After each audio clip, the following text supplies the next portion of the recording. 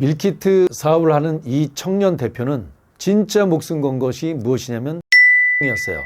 직원의 대부분이 로 구성됐다는 것부터가 남다른 것이고요. 제품에 대해서 애정을 가지고 개발하는데 많은 열정을 기울인 것도 사실이지만 목숨 건 거예요.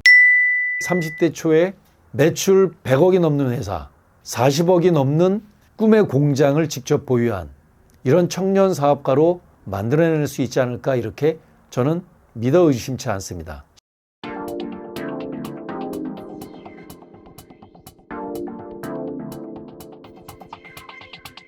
김창섭 소장입니다. 벤처 붐이 불 때 사내 벤처 창업했다가 2년 만에 사업을 접었습니다. 무일푼으로 할 수 있었던 건 맨몸으로 할 수 있는 영업인데요. 지난 10년 동안에는 1,000명의 대표님께 컨설팅을 해드렸습니다. 무료 자금과 정책 자금, 그리고 세금을 절세해드렸습니다. 작년에 30세 청년을 만났습니다.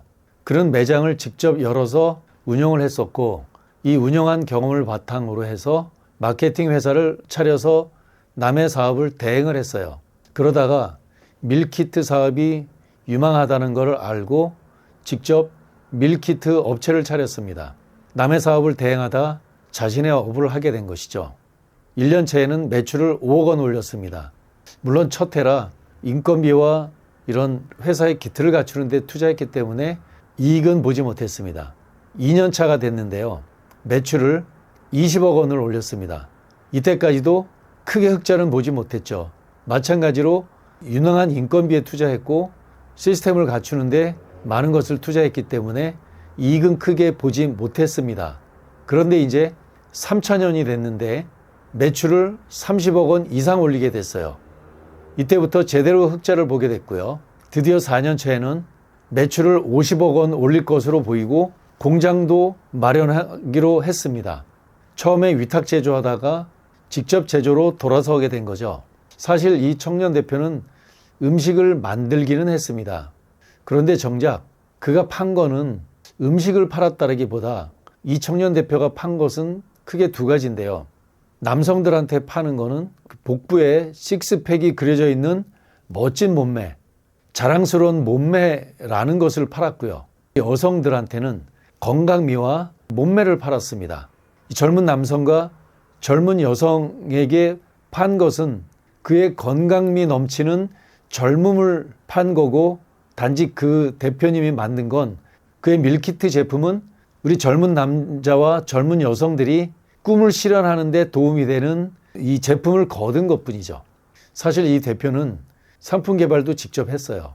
그런데 그가 상품을 어느 정도로 잘 만들었냐면 운동선수, 트레이너 이런 분들한테 직접 테스트하면서 효과를 검증하게 만들었고요. 이분이 만든 건 단백질 도시락인데요. 일반적으로 식품을 잘 제조하는 분과는 조금은 다르죠. 그도 운동을 하면서 운동선수, 트레이너, 선수들의 그 욕구를 너무 잘 알았던 거예요. 사실 이 대표님은 광고 모델과 후원하는 데도 어디냐면 한국이 낳은 세계적인 UFC 선수가 있어요. 아마 다들 아실 겁니다. 그 선수 그룹을 후원하고 있고요. 세계적인 UFC 선수였던 그분이 이분의 제품을 직접 홍보하기까지 하니 이 제품의 신뢰성이 어느 정도 된다는 건 알 수 있을 거라고 생각을 합니다. 이 MMA 유튜브에는 이 단백질 도시락을 먹으면서 훈련하는 선수들의 모습이 나오기까지 하니까요. 참 대단한 거죠. 한국에서 최근 유행하고 있는 브랜드 설계자, 마케팅 설계자, 그리고 최근에 나온 트래픽 설계자의 저자가 있죠. 러셀 브런슨. 참 매력 있는 마케팅 학자라는 생각이 듭니다. 물론 학자라기보다 마케팅 전문가라고 보는 게 훨씬 더 좋을 것 같은데요. 이 책에 이런 이야기가 나옵니다. 참 오래된 영화인데 케빈 코스트너 주연의 꿈의 구장, 야구에 대한 이야기인데요. 한 시골 마을에 옥수수밭 투성이인 곳에 야구장을 건설해서 야구 대회를 치르자라고 하는 건데요. 그런데 이 영화가 판타지라고 하는 측면에서는 잘 만들어진 영화이긴 한데 어떤 문제가 있냐면 누군가 뭘 잘 만들기만 하면 사람들은 몰려올 것이다라고 하는 이런 그릇된 인식을 심어줄 거라고 경고를 하고 있습니다. 사실 안타깝게도 우리 많은 사람들이 사업을 이렇게 하지 않을까요? 내가 음식을 잘 만들기만 하면, 멋진 건물을 짓기만 하면, 멋진 제품, 신제품을 기술 개발을 잘 하기만 하면 잘 팔릴 것이다라고 하는 이런 인식이 과거에 상당히 많았어요. 이분들은 최고의 제품이나 서비스를 만들기만 하면 많은 고객들이 물밀듯이 찾아올 거라고 생각을 실제로 그렇게 하고 있습니다. 하지만 사람들은 그냥 오지 않죠. 당신이 만드는 제품, 당신이 만드는 서비스, 그것이 우리 고객들한테 어떻게 도움이 되는지에 대한 그런 이유들이 없다면 우리 사람들은 절대 찾아오지 않을 겁니다. 결국 마케팅을 잘하지 못하면 우리 고객들은 당신을 찾아가지 않을 것이라고 하는 이야기가 핵심일 거라고 생각을 합니다. 밀키트 사업을 하는 이 청년 대표는 뛰어난 제품을 만들고 개발한 건 사실입니다. 그런데 이 대표님이 진짜 목숨 건 것이 무엇이냐면 마케팅이었어요. 직원의 대부분이 마케터로 구성됐다는 것부터가 남다른 것이고요. 이 대표님도 제품에 대해서 애정을 가지고 개발하는데 많은 열정을 기울인 것도 사실이지만 마케팅에 목숨 건 거예요. 마케팅. 이 대표님의 성공 요건은 뛰어난 제품, 그리고 고객의 꿈, 그리고 마케팅.